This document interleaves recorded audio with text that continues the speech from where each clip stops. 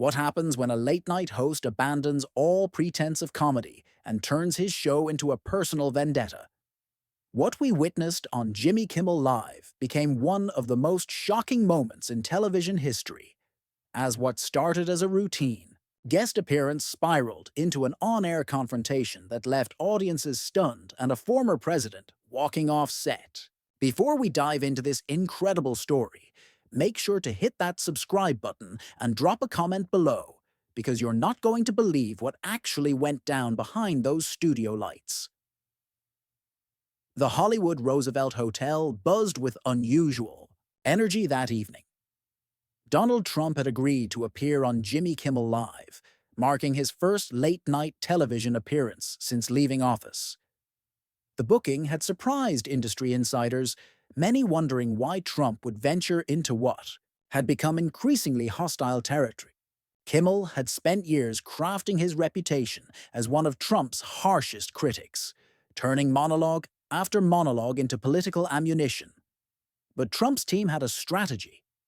They believed a successful appearance on Kimmel's show would demonstrate Trump's ability to handle tough questions with grace, potentially softening his image with moderate viewers who might have been turned off by years of political warfare. The plan was simple: stay calm, be personable, and show America a different side of Donald Trump. As Trump's motorcade pulled up to the studio, protesters had already gathered outside. Signs reading various slogans dotted the sidewalk, while security personnel formed tight perimeters around every entrance. Inside the studio, Kimmel paced nervously in his dressing room, running through his notes one final time. His writers had prepared what they called the ultimate gotcha questions, designed not to elicit thoughtful responses, but to create viral moments that would dominate social media feeds. The green room felt unusually tense as Trump waited with his small entourage. His longtime aide reviewed talking points, while his press secretary fielded calls from major news networks, already positioning their coverage. Everyone seemed to sense this would not be an ordinary late-night appearance. The usual pre-show banter between host and guest had been skipped entirely, with Kimmel sending word through producers that he preferred to keep things fresh for the cameras. Studio audience members filed in, many clearly partisan on both sides. Kimmel's regular audience skewed heavily liberal, but Trump's team had secured tickets for supporters as well, creating an unusual dynamic in the normally predictable crowd. The warm-up comedian struggled to find material that would not alienate half the room, eventually settling for safe observational humor about Los Angeles traffic. Behind the scenes, tensions mounted as Kimmel's producers made last-minute changes to the question lineup. What had been presented to Trump's team as a standard celebrity interview had morphed into something resembling a prosecutorial cross-examination. Key questions about policy had been replaced with inflammatory personal attacks designed to provoke rather than inform. The band struck up the familiar theme music as Kimmel emerged from backstage, his usual jovial demeanor replaced by something more predatory. He delivered his opening monologue with unusual intensity, making several pointed references to his upcoming guest that drew uncomfortable laughter from portions of the audience. The jokes felt less like comedy and more like psychological warfare, setting a tone that would define everything that followed. As commercial break ended, Kimmel straightened his tie and looked directly into the camera with an expression that seemed to promise confrontation rather than entertainment. The audience fell silent as he began his introduction, his voice carrying an edge that long-time viewers had never heard before. This was not going to be the light-hearted celebrity chat that late-night television audiences expected. Trump appeared from backstage to a mixed reception, applause and boos, creating a cacophony that perfectly captured America's divided political landscape. He waved to the crowd with his characteristic confidence, seemingly unbothered by the hostile energy emanating from sections of the audience. As he settled into the guest chair, the camera captured a brief moment of eye contact between host and guest that spoke volumes about the underlying tension. The interview began cordially enough, with Kimmel asking standard questions about Trump's post-presidency activities. But even these seemingly innocent inquiries carried subtle barbs, with Kimmel's tone suggesting skepticism about every response.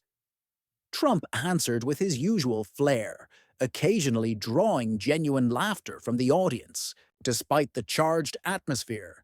However, beneath the surface pleasantries, both men were clearly preparing for battle. Kimmel kept glancing at his note cards with barely concealed anticipation, while Trump's body language suggested he sensed the trap being laid.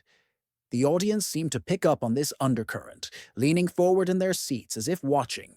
Gladiators circle each other in an arena. What happened next would transform a routine late-night appearance into a media firestorm that dominated headlines for weeks. As Kimmel prepared to launch into his prepared ambush, neither man could have predicted just how dramatically the evening would unfold, or how their confrontation would expose the ugly reality of what American entertainment had become. The first sign of trouble came when Kimmel abandoned his prepared questions entirely, pulling out a fresh set of cards that had not been discussed with Trump's team beforehand. His demeanor shifted from late-night host to interrogator, his voice taking on a prosecutorial tone that immediately put the studio audience on edge. Trump noticed the change instantly, his media-savvy instincts recognizing that the interview had just become something entirely different. "So, Donald," Kimmel began, deliberately dropping the customary respectful titles, "let's talk about your real legacy. Not the sanitized version your team puts out, but what you actually left behind." The question was loaded with malice, designed not to elicit information, but to humiliate. Trump maintained his composure, responding with measured words about his administration's accomplishments, but Kimmel was not interested in hearing answers. Before Trump could finish his response, Kimmel interrupted with a dismissive wave. "Come on, we both know that's not true. Your own staff called you incompetent behind closed doors. How does it feel knowing that even your closest advisors thought you were unfit for office?" The audience gasped at the brazen disrespect, with some members looking uncomfortable at the unprecedented breach of interview etiquette. Trump's jaw tightened slightly, but he maintained his presidential bearing. "Jimmy, I came here tonight to have a respectful conversation with your audience. If you want to have a real discussion about my record, I'm happy to do that. But if you're just here to repeat discredited talking points, maybe we should reconsider how we're spending everyone's time." His response was dignified but firm, drawing supportive applause from his supporters in the audience. Kimmel's eyes lit up with predatory satisfaction, as if Trump's reasonable response had somehow proven his point. "Oh, so now you're threatening to leave. Is that how you handle criticism? Just walk away when things get tough?" The host was clearly trying to bait Trump into an emotional outburst, using tactics more suited to a political attack ad than late-night television. The band leader looked visibly uncomfortable, exchanging glances with producers who seemed uncertain about how to handle their host's aggressive departure from normal interview protocols. Audience members began murmuring among themselves, many clearly feeling that they were witnessing something inappropriate and mean-spirited rather than entertaining. Trump leaned back in his chair, a slight smile playing at the corners of his mouth. "You know, Jimmy, I've done hundreds of interviews with tough journalists who asked hard questions. The difference is they were actually interested in the answers. You seem more interested in performing for your audience than having a conversation." His calm response only seemed to inflame Kimmel further. "Performing!" Kimmel's voice rose an octave, his composure beginning to crack. "This is my show, and I'll ask whatever questions I want. You don't get to control the narrative here like you did in your little White House bubble." The personal animosity was now fully on display, with any pretense of professional journalism abandoned entirely. The studio atmosphere had become genuinely uncomfortable, with audience members looking around nervously as their evening of entertainment transformed into a public confrontation. Camera operators continued filming, but their expressions suggested they were capturing something that probably should not be broadcast to millions of viewers. Trump's media team exchanged worried glances from their positions near the stage, clearly debating whether to intervene. This was far beyond the scope of what they had prepared for, venturing into territory that could only damage everyone involved. The original strategy of showing Trump's reasonable side was being undermined by Kimmel's determination to create conflict. "Let me ask you something, Jimmy," Trump said, his voice remaining steady despite the provocation. "What exactly are you trying to accomplish here?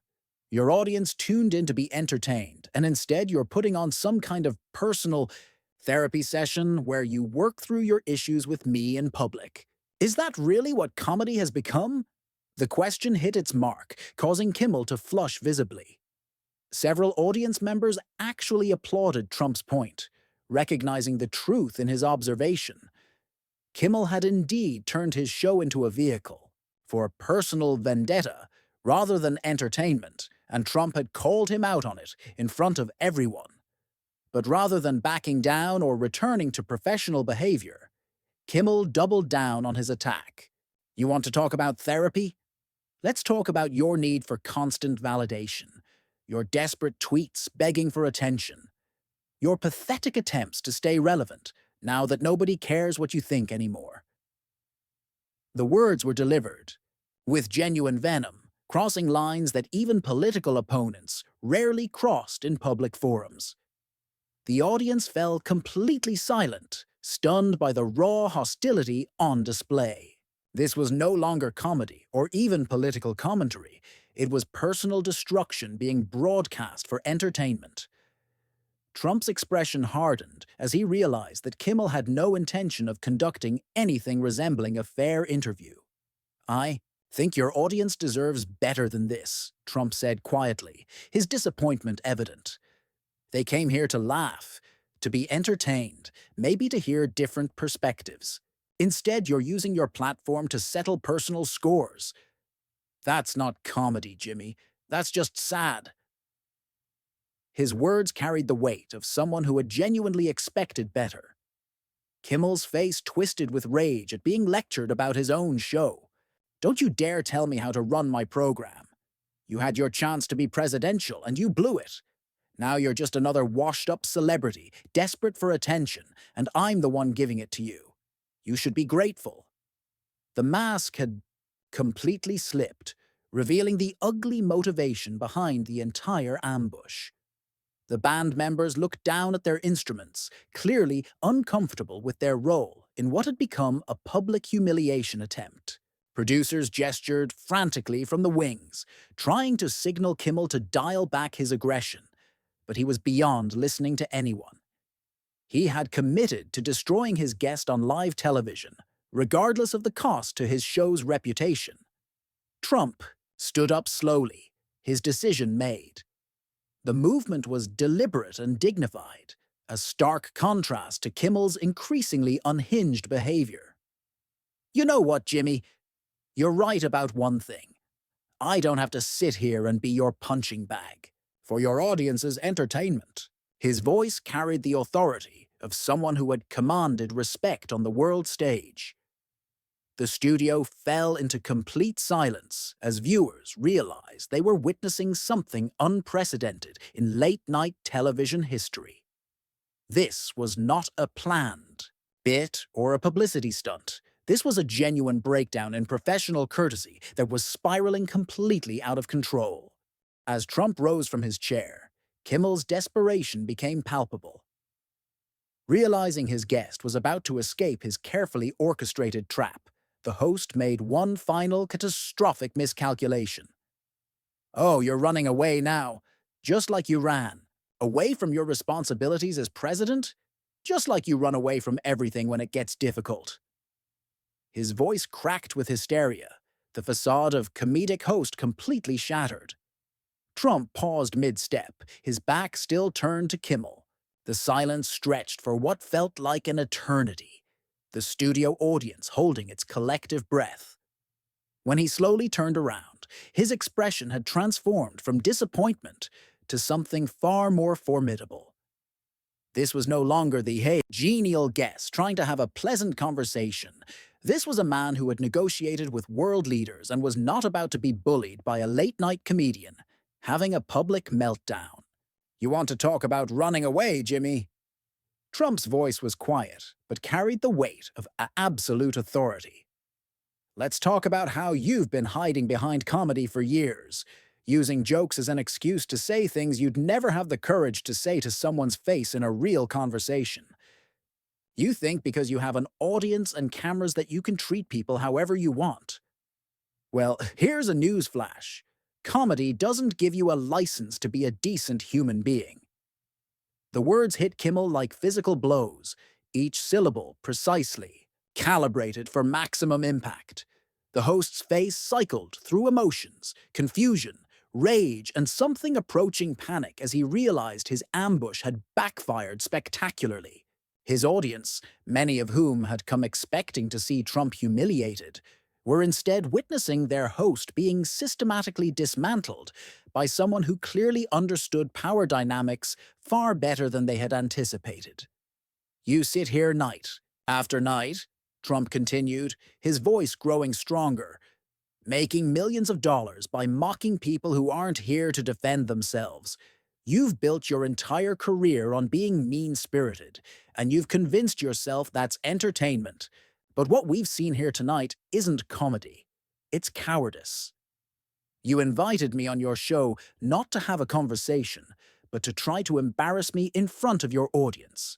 The problem is, Jimmy, I've dealt with much tougher people than you in much more important situations. Kimmel's mouth opened and closed soundlessly, his prepared attack suddenly seeming pathetic in the face of Trump's controlled fury. The audience was completely silent, many leaning forward in their seats as they witnessed what felt like a masterclass in how to handle a hostile interviewer. This was not the unhinged response Kimmel had been hoping to provoke.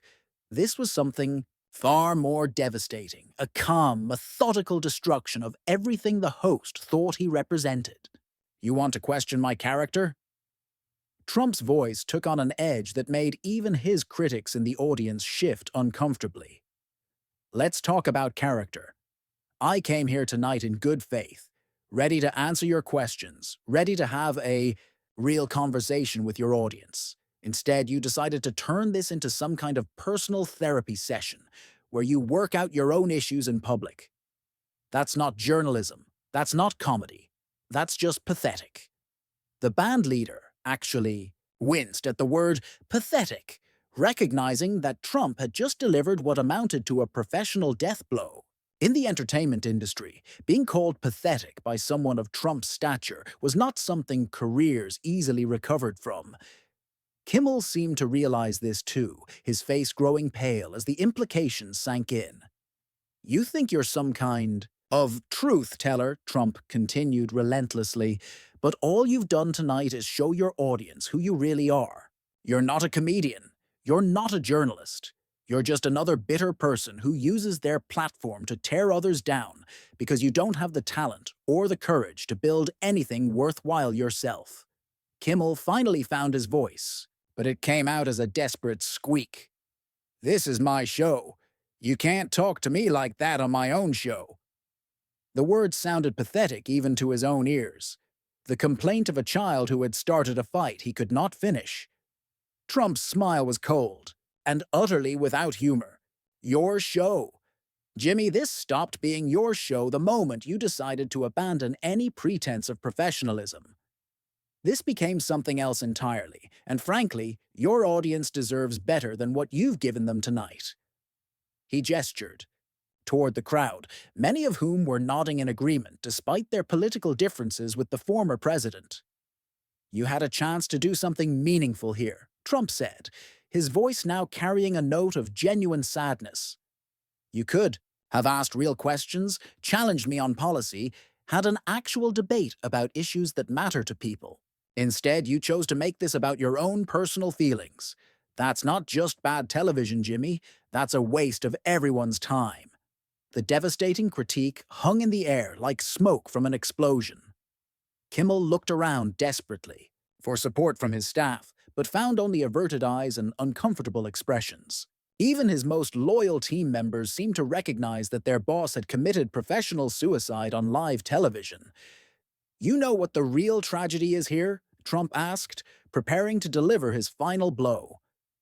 "Your audience came here tonight, hoping to see you take me down, and instead they got to see what happens when someone confuses having a platform with having something important to say.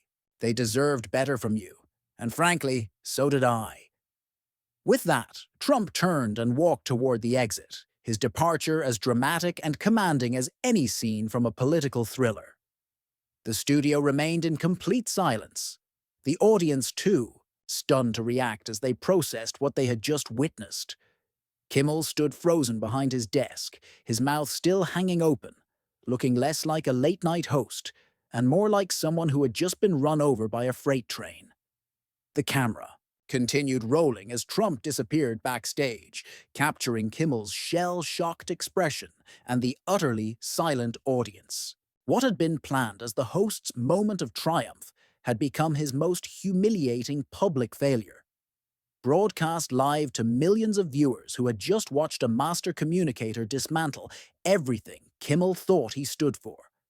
As the reality of what had just happened began to sink in, one thing became absolutely clear. This was not just a failed interview or a publicity stunt gone wrong. This was the moment when America got to see what happens when someone mistakes having a microphone for having something worthwhile to say. And the results were more devastating than anyone could have predicted. What did you think of this incredible confrontation? Did Trump handle Kimmel's ambush the right way, or should he have stayed and continued the fight? Drop your thoughts in the comments below, and make sure to subscribe for more stories that reveal what really happens when the cameras are rolling and the gloves come off.